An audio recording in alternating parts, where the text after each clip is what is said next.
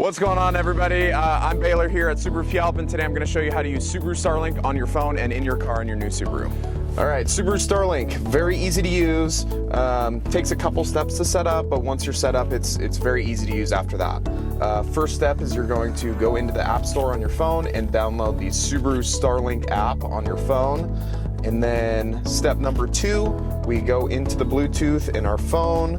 We want to add our device. Will show up here in just a second. You can pair your phone with Bluetooth.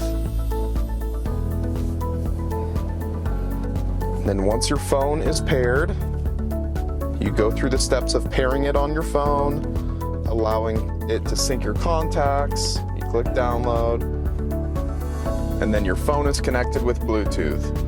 You go back to the home, you click on Subaru StarLink, and it's going to be another way to connect your phone outside of CarPlay, outside of Android Auto, and outside of Bluetooth.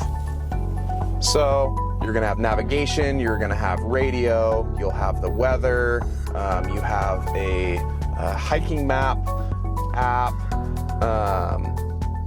calendar. You can go into Yelp and find restaurants near you. There's lots of cool stuff you can do on here. Very easy to use.